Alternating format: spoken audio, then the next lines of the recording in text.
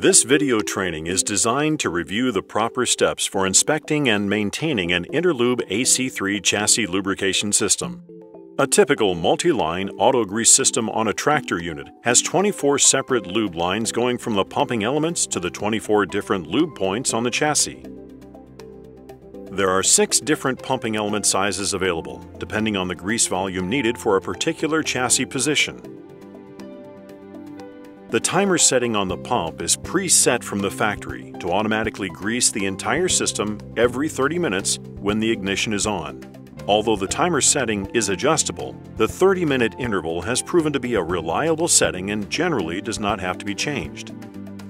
To properly inspect your Interlube auto grease system, you will need to inspect the line connection to each lube fitting, check each line for any signs of damage or wear, inspect the line connection to each pumping element, inspect and test the pump, inspect the plug connection on the pump, inspect the reservoir vent tube, know how to properly remove, clean, reassemble and refill the reservoir, and replace the label if it is peeled or missing.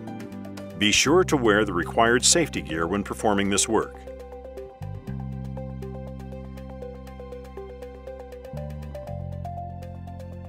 There are grease lines running to approximately 24 points on this particular chassis. Inspect the line and fitting connected to each of the 24 lube points.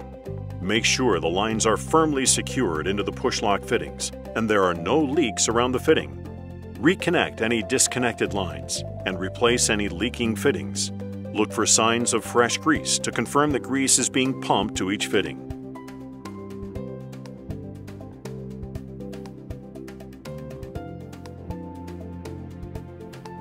Lines that are connected to or rubbing against other chassis components could become worn and leak.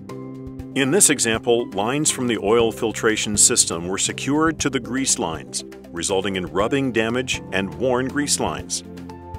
You may have to reposition some lines to avoid unwanted contact with other chassis components.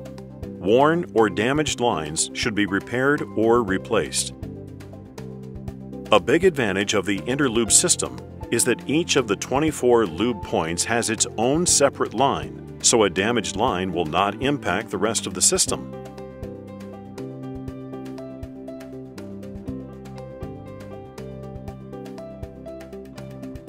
At the pump manifold, each line has a numbered yellow tag where it connects to the pumping element. This corresponds to the tag number at the opposite end, where the line connects to the lube fitting. Check each pumping element for any loose connections, damage, or grease leakage.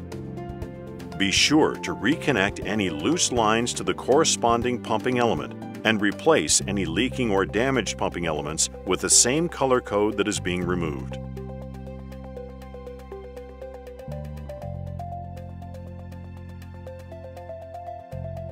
Once all of the lines and fittings have been checked, you need to inspect and test the pump. Turn the ignition to the on position, but do not start the engine. With the ignition on, confirm that the green indicator light under the pump is illuminated. Once power is confirmed, push the manual override button to verify the paddle inside the pump is turning. The green light will flash for approximately 1 minute while the paddle completes a full rotation.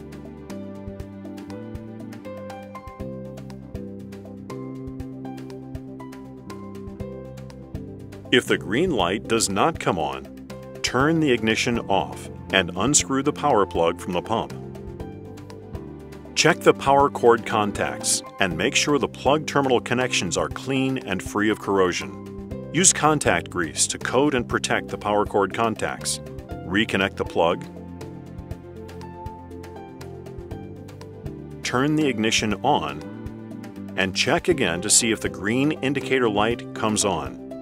If you have power, repress the manual override button and verify the paddle inside the pump is turning. If there is still no power, you have either a bad motor, circuit board, or cord connection. If the power cord terminals are permanently damaged from corrosion, the bottom housing cover and electric cord should be replaced with the upgraded IP67 water-resistant plug, housing, and power cord.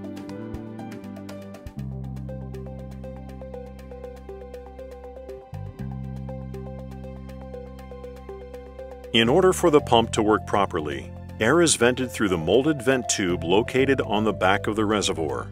An overfilled reservoir can cause the vent tube to become blocked with grease, which would prevent the pump from working properly and will take much longer to refill the reservoir. You must completely remove and clean the reservoir and vent tube if this occurs.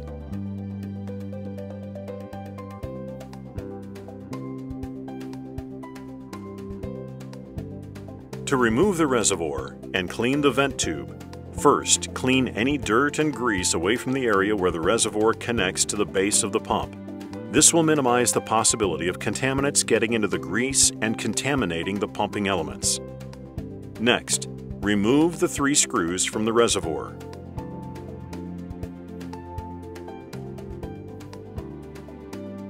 And cover the manifold with shop rags. Try to contain the grease inside the reservoir as you carefully lift and separate it from the pump.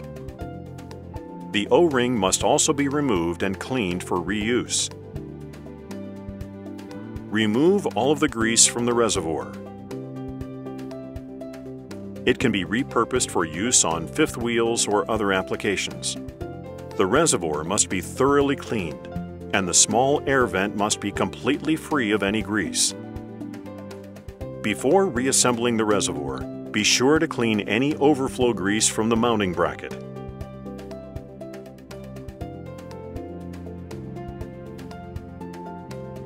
Replace the clean O-ring and carefully reset the reservoir onto the mounting bracket, making sure it is properly sealed. Replace the 3 screws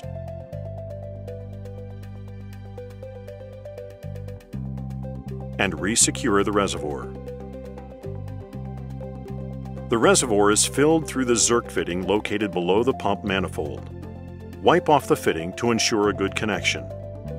It may be helpful to turn the ignition to the on position and press the manual override button to run the pump when refilling the reservoir. This will enable the grease to be more evenly distributed. You may have to press the override button a few times to keep it running during the filling process, since it operates in 1-minute cycles. Be sure to stay below the max fill line to avoid overfilling the reservoir. Here are the common grease grades with a corresponding low-end temperature range. Generally, you would use an NLGI number 1, 0, or 00 in colder climates with prolonged low temperatures below 10 degrees Fahrenheit. The NLGI 000 is used in extreme low temperatures, down to -30 degrees. A good year-round grease grade for southern regions is NLGI number 2. Over time, the reservoir can become discolored, which will make it difficult to see the rotational movement of the paddle. When this occurs, replace the old reservoir with a new one. An O-ring will be included with the new reservoir.